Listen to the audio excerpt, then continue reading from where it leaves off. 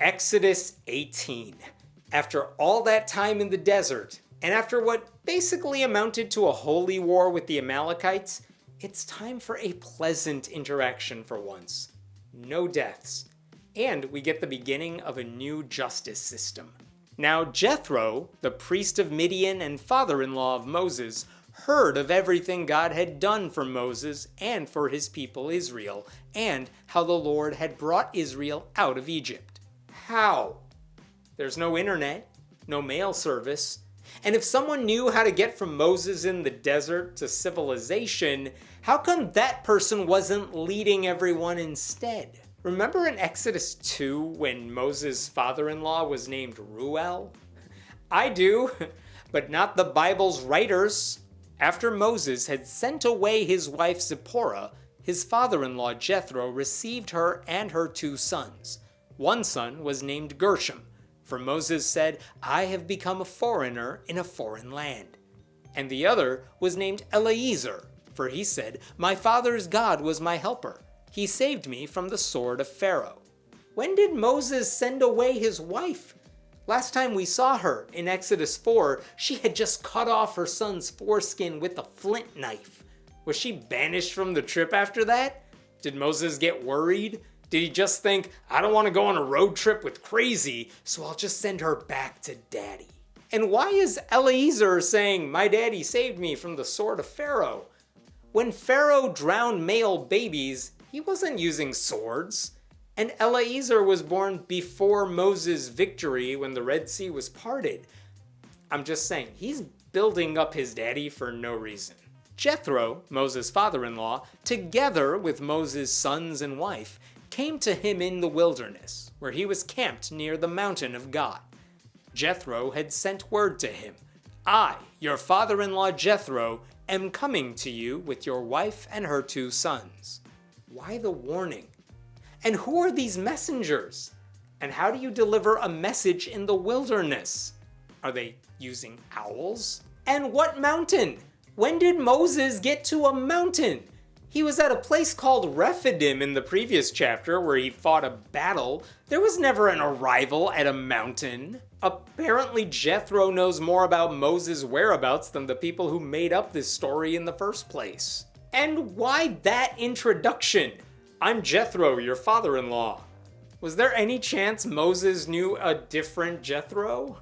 So Moses went out to meet his father-in-law and bowed down and kissed him. They greeted each other and then went into the tent.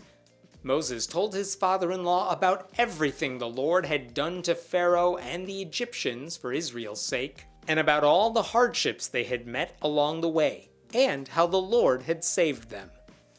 Oh yeah, hot and heavy with the father-in-law. The Bible, brought to you by Brazzers. I just want to point out that it says he greeted his father-in-law and invited him in the tent and told him stories about his life, and he did none of those things to his wife and kids. They don't matter at all. In fact, they don't even get another mention in the rest of this chapter. Remember when Zipporah saved Moses from being killed by God in Exodus 4? Doesn't matter. He has completely forgotten about her. If they had the ability to send messages to each other, I feel like the plagues and the Red Sea parting would have made the priority list on that tweet.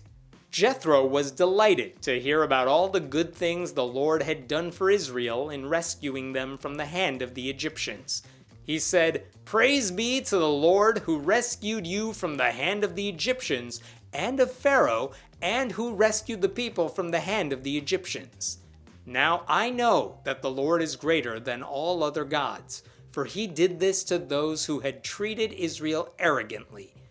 Then Jethro, Moses' father-in-law, brought a burnt offering and other sacrifices to God, and Aaron came with all the elders of Israel to eat a meal with Moses' father-in-law in the presence of God.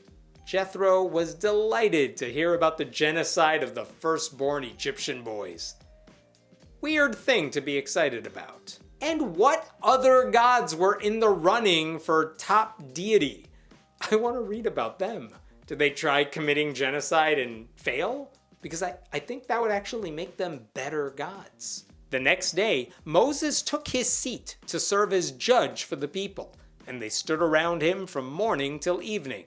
When his father-in-law saw all that Moses was doing for the people, he said, "What is this you are doing for the people? Why do you alone sit as judge while all these people stand around you from morning till evening?" Yeah, I would also like to know more about how Moses has a day job that we were never told about. I swear, these writers keep throwing in details because they forgot to mention them earlier, and they're trying to act like it's not bad writing. Like, sure, Moses is a lawyer, and sure they could send messages to anyone. Stop asking questions. Moses answered him, "Because the people come to me to seek God's will. Whenever they have a dispute, it is brought to me, and I decide between the parties and inform them of God's decrees and instructions." He just said they ask him for advice, and he decides whatever he wants, but just attributes it to God. Moses has a side hustle as a televangelist. Moses' father-in-law replied, "What you are doing is not good. You and these people who come to you will only wear yourselves out. The work is too heavy for you. You cannot handle it alone. Listen now to me, and I will give you some advice, and may God be with you. You must be the people's representative before God and bring their disputes to him.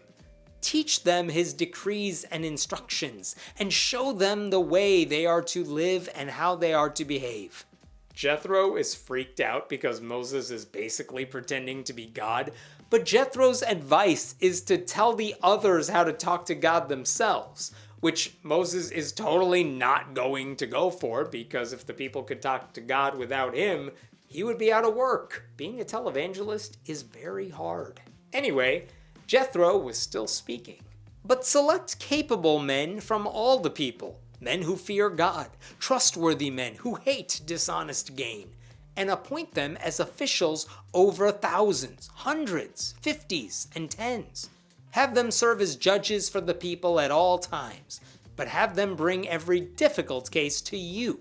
The simple cases they can decide themselves. That will make your load lighter, because they will share it with you. If you do this, and God so commands, you will be able to stand the strain, and all these people will go home satisfied." Jethro was the original advocate for expanding the court. It was good advice then, it is good advice now. But what is up with the total lack of diversity on this bench? All men, all God-fearing. I mean, technically, they're probably all brown, so that's something, but I doubt there's any real deviation in thought or experience here. Why do so many of these Israelites need judges? I mean, I have disagreements with people all the time. We can resolve them because we're adults. Not every dispute requires a judge, much less tons of judges to handle the massive caseload. What is going on at this mountain? Jethro has clearly never been in a courtroom because the losers never go home satisfied. Moses listened to his father-in-law and did everything he said.